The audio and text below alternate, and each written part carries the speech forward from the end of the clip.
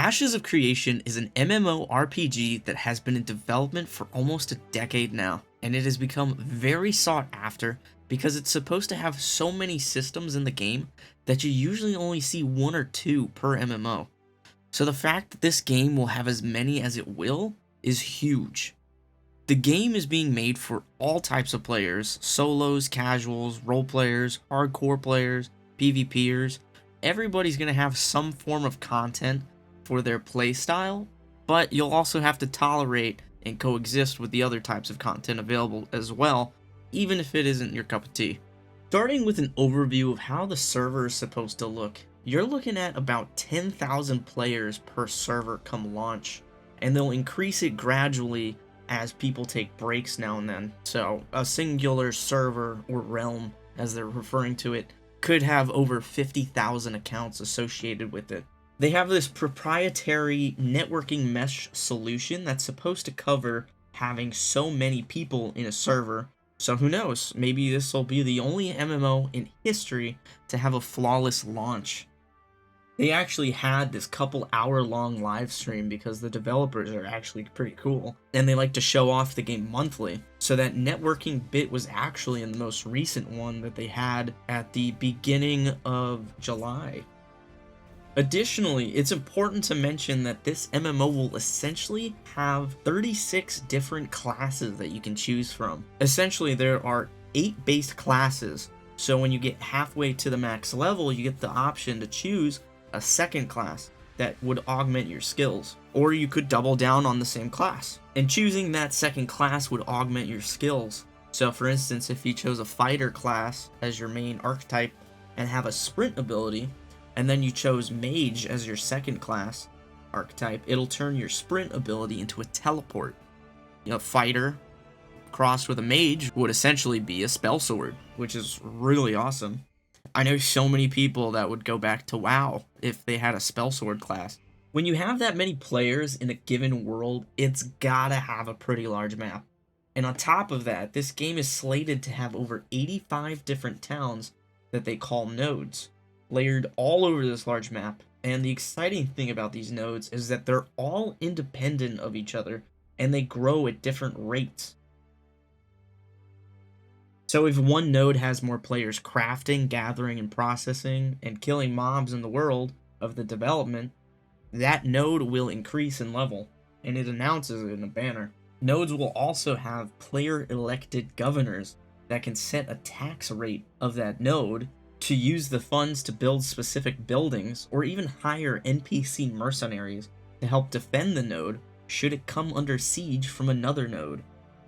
Yeah, you heard that right. They're going to have a node sieging system with buildings that get destroyed, and it'll take the community of players in that node to rebuild, and say, should node A lose to node B, well then node A is going to become a vassal of node B.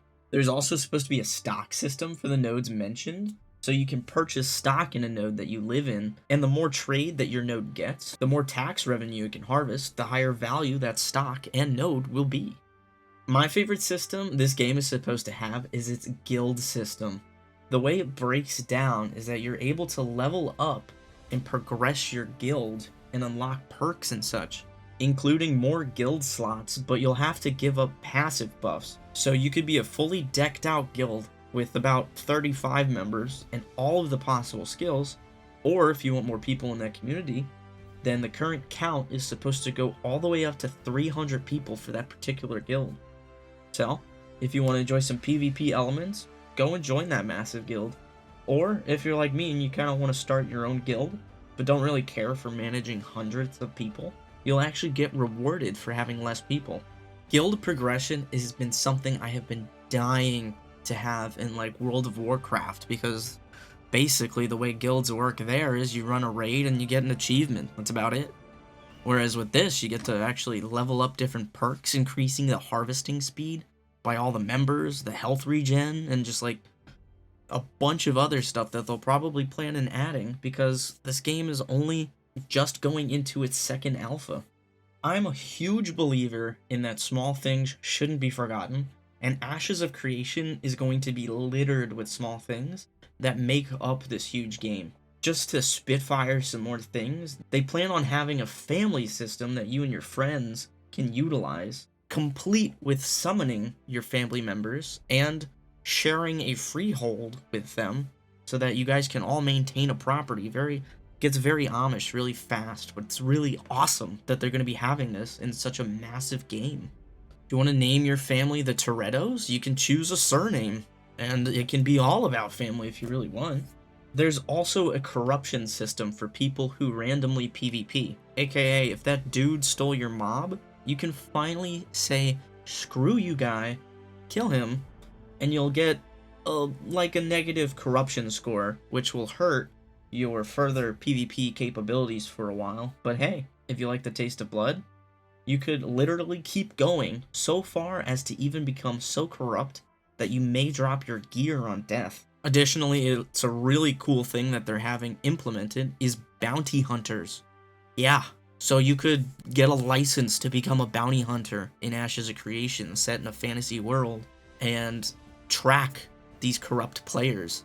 There's also going to be this entire caravan system as well to trade goods in mass from node A to node B, which will be complete with highway robberies and being able to get insane amounts of loot while also hurting the progress of another node while improving the progress of your own by bringing back all of that good loot.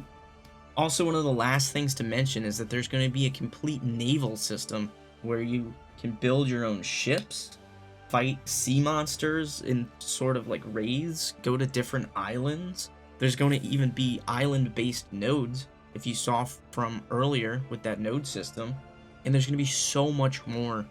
I could go on and on about all the stuff this game is going to be including, but that would look like an hour-long video. So honestly, comment below if you want me to get way more in depth about the systems they plan on including.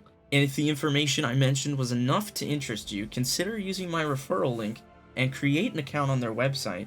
I'd love to put together a group of people that just want to get lost in this game when it releases in 10 years. Kidding. They actually just announced that their second alpha is slated to release soon. Don't forget to give this video a like, and if you're hyped up for Ashes of Creation, definitely consider using that referral link pinned in the comments below, and see you guys next time.